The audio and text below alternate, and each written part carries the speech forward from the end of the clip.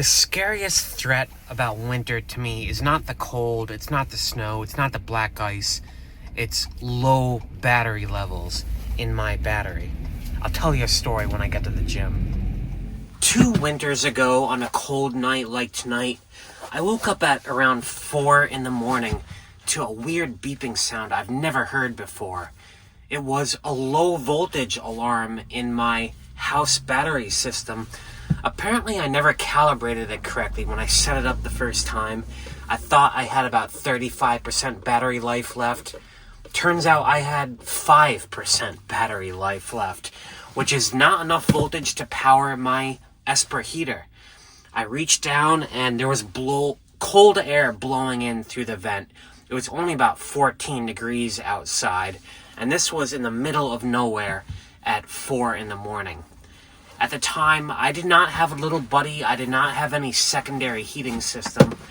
I crawled into the front of my van, ran the engine for like hours, basically on and off for the rest of the morning until I could like drive away and there was daylight and stuff. That was the scariest like moment I've ever experienced in my van life yet. Being like freezing cold with no way to get warm. Like if my engine didn't start, I would have been dead. Honestly. Ever since then, I live in fear of my battery system dropping below like 50%. That's when I start to get really antsy. Right now, I think it's at 61%, so I am getting there because the only way I have to charge this fan is by driving. And I have to drive a lot to charge it a little.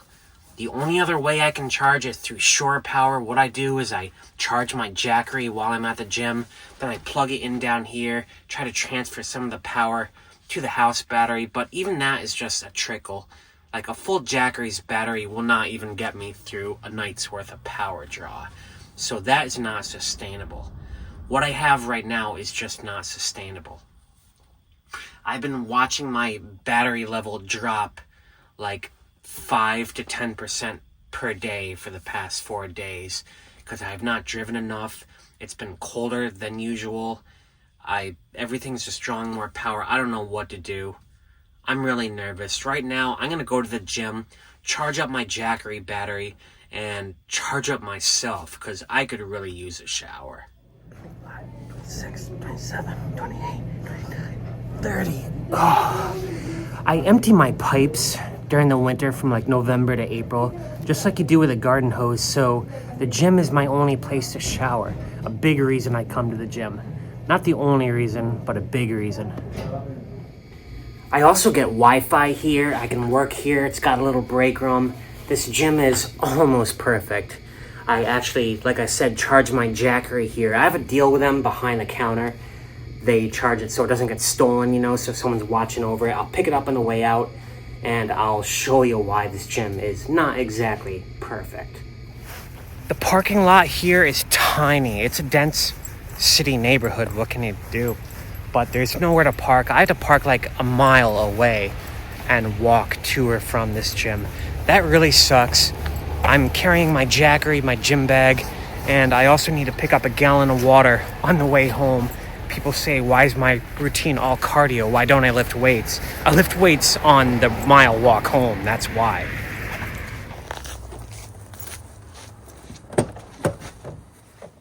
So I thought I'd show you all how I can charge my house battery using my Jackery. This cord right here is the shore power. If I plug this into that gray thing, then I can charge my battery by plugging into the exterior of the vehicle. But when I disconnect it, I can plug it into my Jackery like this, turn on the AC, and 0%. What the hell?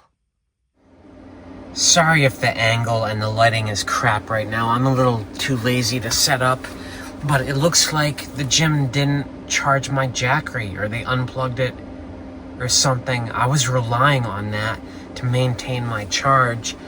So I'm going to be going down in the 50% tonight, and I need to stay in Boston like tomorrow night as well. So I'm getting super nervous right now. At least I'm warm for tonight. That's all that matters. I have my little buddy heater, as a backup. I trust that thing with my life.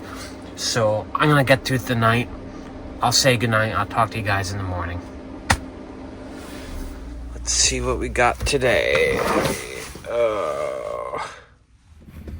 My battery is at 55% right now, so it drops about 6% per night, I've realized. I am not going to leave it running during the day. I'm about to take off for the day. Not because it draws a lot of power. I learned the other day it only draws about 2% per day, leaving my heater on. But I am parked on a dense residential street today. I'm stealthing, and the exhaust fan of that S-Bar points right at the sidewalk. It blows air out, makes a little bit of noise. I don't want to attract that kind of attention to my van while I'm away. So fingers crossed that I don't lose too much power. I do have to hang around in town tonight as well, so my battery's going to be getting dangerously low. I can still hear that low voltage shriek. Hopefully I don't ever have to hear that again. We'll see.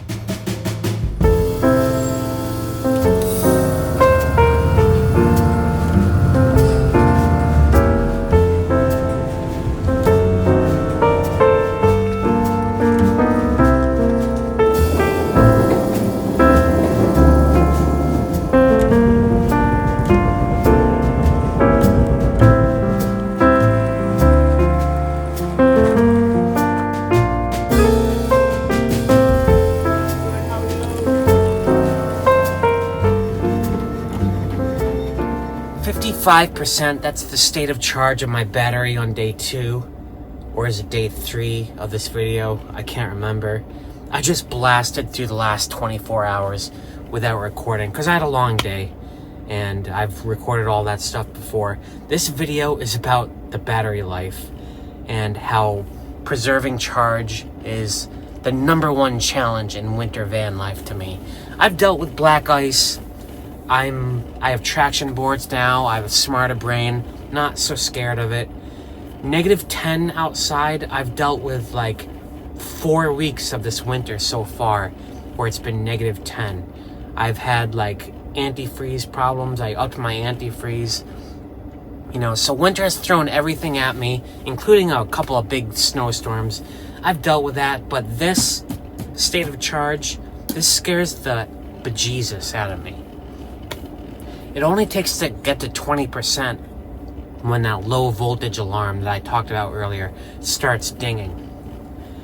And I do have a 600 amp hour battery bank here, which is a lot, but 55%, 300 amp hours, yeah, that's a lot, I understand. But the size of your battery bank is almost irrelevant because it's all dependent on how quickly you can recharge your battery bank. That's the #1 challenge in like electrical systems in van life. Recharging. I can drive.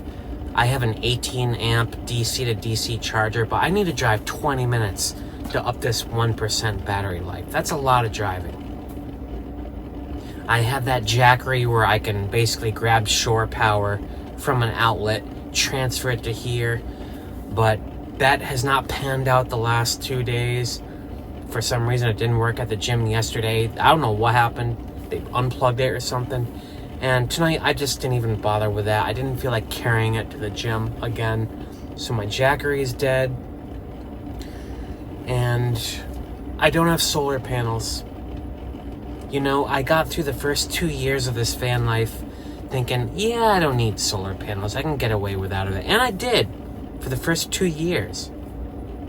But if you've been watching my channel over the past, 6 months or so, I've been getting a lot of new electrical gizmos, toys and stuff, sucking up my charge. I have been running my heater a lot, much more than I used to, sucking up my charge. I've been doing those meal preps and running my fridge 24 hours a day in freezer mode. For the first 2 years, I hardly ever used that thing, hardly ever turned it on. I am feeling the burn of that power draw now. I have also been uploading videos, doing a lot more video editing. I've been putting out a video a day, every other day since September 20th of last year. you know? That's like, what, 4 or 5 months now? That's crazy. But laptops, I don't think you realize, they draw a lot of power. Especially when I'm running it like every single night, you know what I mean? So what I'm trying to say is, my power use has gone up over the past 6 months a lot faster than my recharge has. My recharge ability has just shrunk and shrunk and shrunk. Now, yes, I got an 18 amp DC to DC charger for driving, which is not a lot. A lot of people will probably ask, why don't you get a more powerful one? Because I had a more powerful one.